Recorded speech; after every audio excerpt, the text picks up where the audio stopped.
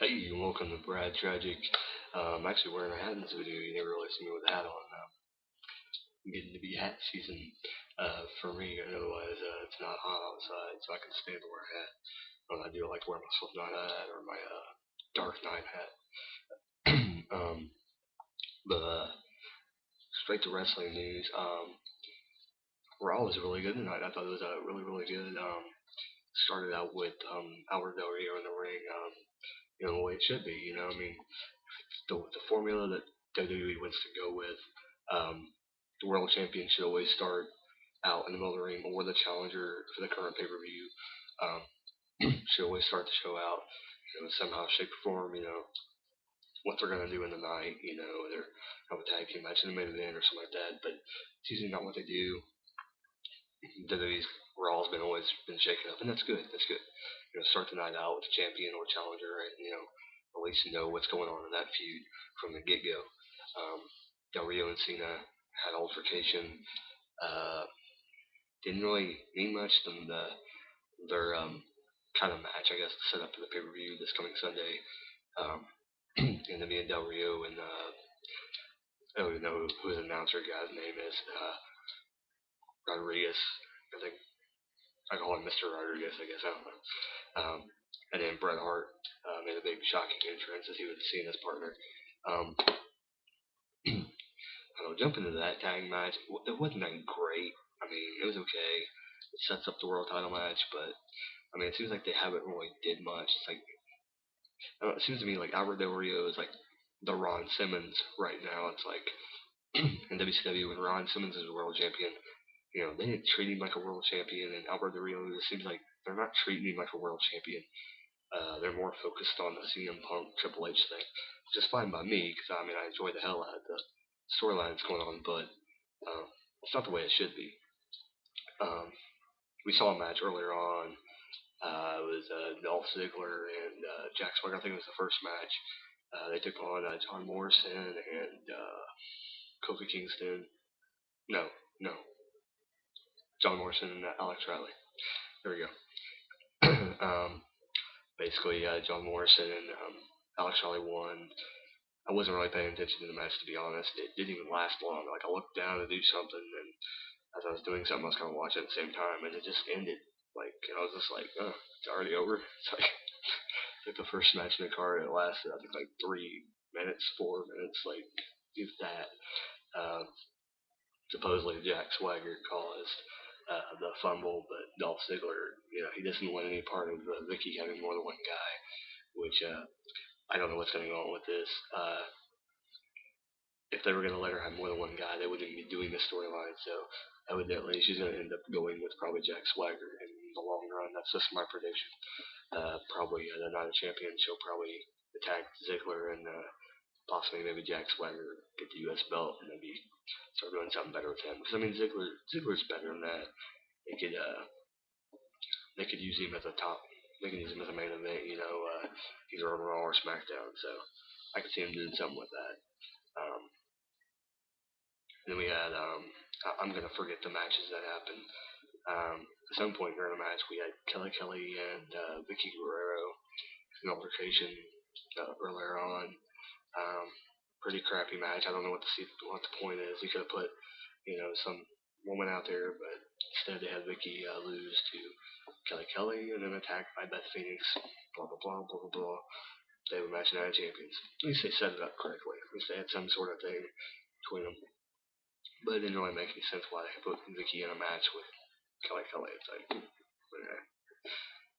you beat Vicky Guerrero. What's that prove? I mean, really. Uh, then we had Jerry King Lawler had a mystery partner and took on McGillicuddy and O'Toole as off the rip show, let's call them. Um, I mean, that tag team is so horrible, and it's the damn truth. What they say on that show, it's like they have no personality. Like I think Coco Beware had a better personality than them. I mean, it's like anybody has a better personality than them. They have no personality at all, and I don't know. It's just like I think they're like the worst wrestlers like on the entire WWE roster.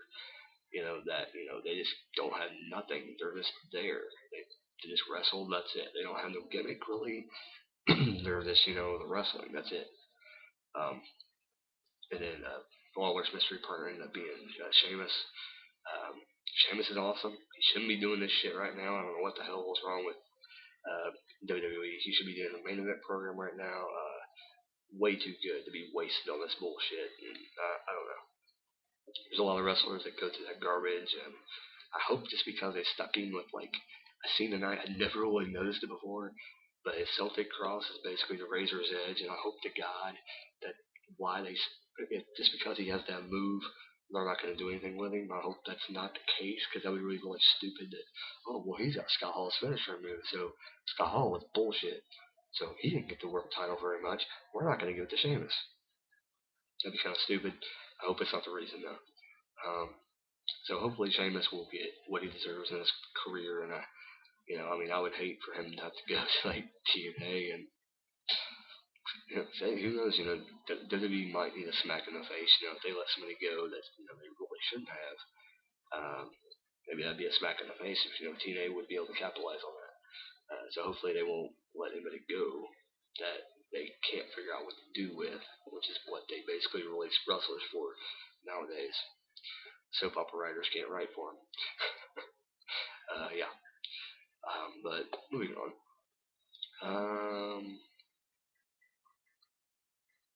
Wasn't really any other match.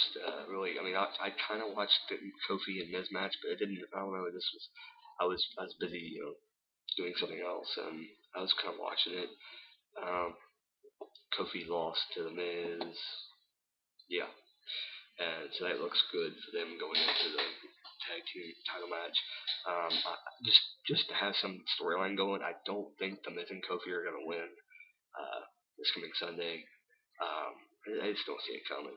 And the thing with Kelly and Beth Phoenix, it can go either way, but I would say Beth Phoenix is going to win to stop that storyline and maybe start something with her and Natalia, which would be more interesting to the fans. So hopefully they do that. If not, we're going to see Beth Phoenix and them, blah, blah, blah, in a Survivor Series, probably new champion Survivor Series. So either way, Beth Phoenix, I think, will get the belt either at Night of Champions or at Survivor Series. Or if Beth Phoenix don't beat Kelly Kelly, maybe Natalia versus Kelly Kelly at Survivor Series, and then she'll get the belt, which would make sense. Maybe Brett showed up to kiss ass and Natalia can get the title at the Survivor Series. uh, I don't know. There might have been some other matches, but I just can't really think of them right now. Um, the Cody Rhodes and Orton match. It was actually a really good match. It's probably some people are probably gonna hate me for this, but I think it was actually one of the best matches of the night. Was Orton and Cody Rhodes. Awesome. Rhodes got the win. Um, Distraction by Mark Henry, but Orton was paying attention to Rhodes the whole entire time, the interaction, so it's not really a distraction, I guess, but the distraction from of the ref was what caused Rhodes to win the match because Rhodes hit him with his face mask. So really good, and it makes Rhodes look like $1,000,000 because he pinned the champion in the middle of the ring on Raw. So there you go. Maybe it's a shocking way to maybe kind of push Rhodes in the way that they want to push him, and to maybe kind of hinting that they are interested in making him something bigger than what he already is. So will he be the first Rhodes to be a WWE World Champion? Will he? I don't believe Dustin or Goldust was ever. I'm pretty sure he wasn't ever World Champion, and I'm pretty sure Dusty Rhodes wasn't ever World Champion or was even in the main event. So be interesting to see. Dusty Rhodes was a world champion, I believe, in NWA.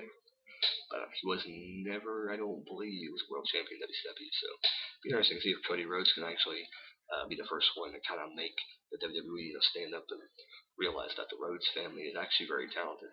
And stop messing with Goldust.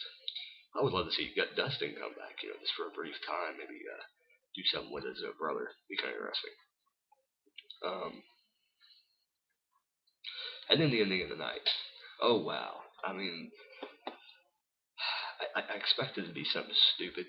I thought it was gonna be like completely dumb, and it would basically be meaningless. I thought it was just gonna be something stupid.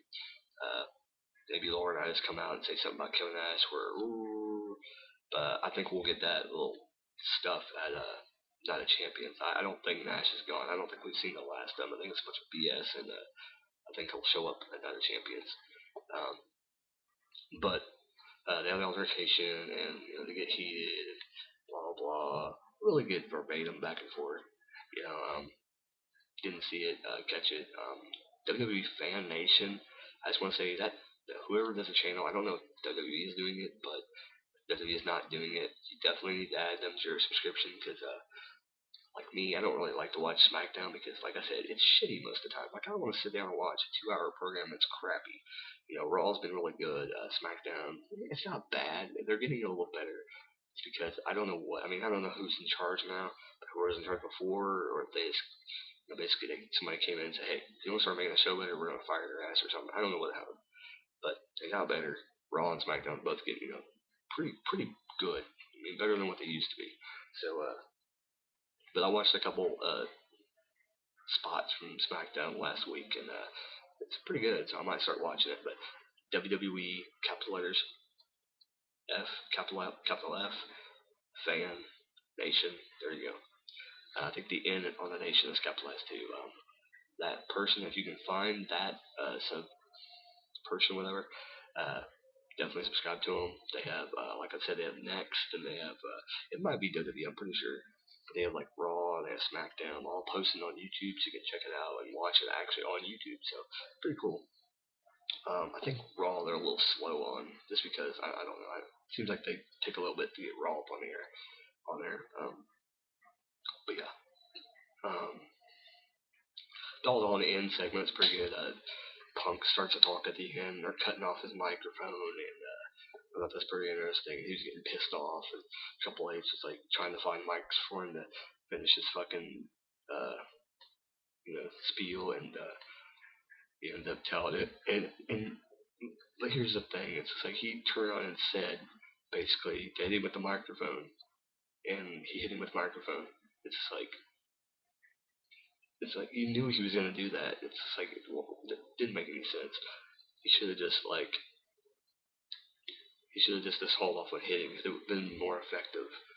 If he would just hauled off and hit him with the microphone earlier on, instead of going back and forth and act like he's gonna grab the microphone and then hits him. It's like as soon as he's like stalling and standing there waiting to grab the microphone that worked, he just grabbed it real quick and hit him.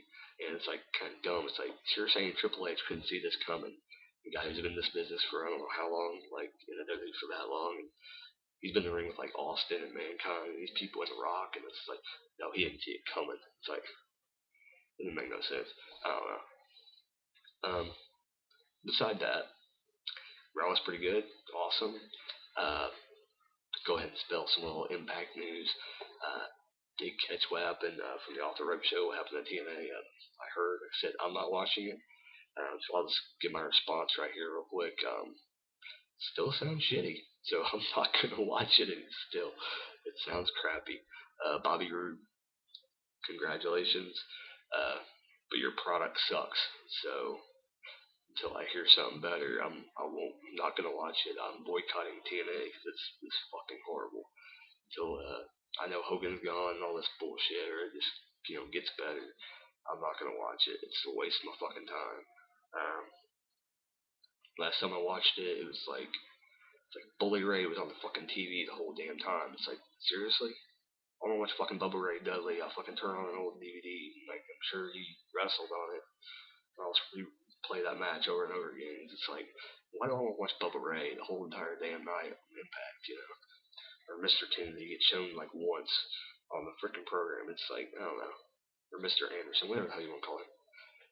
It's bullshit, the guys that I think the people actually want to see, they put him on for like 10 minutes and they take him off. It's like, why don't you give them more time, do promos, more promos backstage, have, AJ Styles on the program more, have, like Brian Kendrick more on TV doing more program stuff, things like that, it's like, yeah, you try and give us a bunch of matches, but they're all shitty. So, why don't you give us better matches and, like that. Even WWE's starting to do that better. So, there you go. That's my comments. Subscribe up above, comment down below. More videos to come. Rock it on, buddy. Cracker Jack.